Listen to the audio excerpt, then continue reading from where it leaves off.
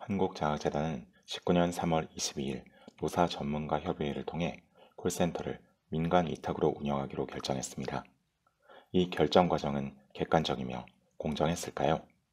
고용노동부는 민간 위탁 정책 추진 방향을 발표하고 발표 당시 수행하고 있는 민간 위탁 사무에 대해 타당성을 검토하여 적정 수행 방식을 결정하도록 하였습니다. 세부 지침은 검토 기준, 이해 관계자의 의견 수렴이 주요 내용입니다.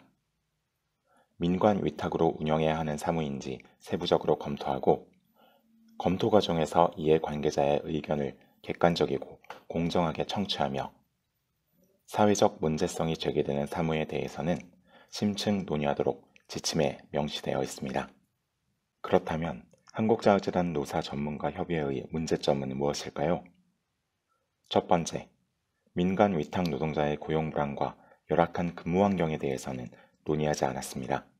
한국장학재단 콜센터의 근무 환경은 열악하기로는 1등이었습니다. 1m 개인 사무 공간에서 등을 맞대고 앉아 근무를 했습니다. 장마철에는 천장에서 빗물이 떨어져 양동이로 빗물을 받아내며 일해야 했습니다. 겨울에는 창문 틈으로 강풍이 들어와 손을 덜덜 떨며 손가락을 호호 불어가며 일했습니다. 심지어는 부산, 대전, 전북, 강원, 경기 지역상담센터 상담사들은 정규직 전환 대상자였으나 비효율적이라는 이유로 센터가 폐쇄되면서 19년 5월 31일자로 일자리를 잃었습니다. 민간 위탁 노동자의 고용 불안에 대한 근본적인 문제에 대해서는 논의조차 하지 않고 협의회를 진행했습니다. 두 번째, 이해관계자의 의견을 객관적이고 공정하게 청취해야 함에도 불구하고 제대로 청취하지 않았습니다.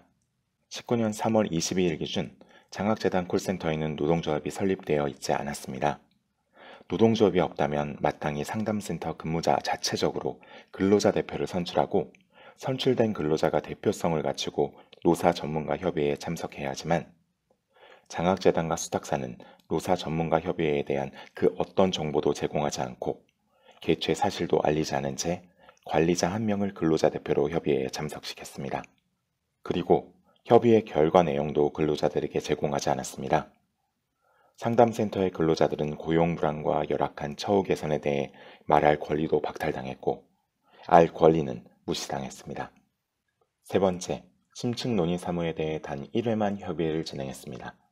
고용노동부는 발전사 경상정비, 생활폐기물 수집, 운반업, 콜센터, 전산 유지보수, 상하수도 검침 등을 심층 논의 사무로 결정하고 해당 사무 관련자들이 갈등 상황을 인지하고 있는 경우 심도 있게 논의하도록 하였으나 장학재단은 단 1회 노사전 협의회를 운영하고 민간 위탁으로 결정하였습니다.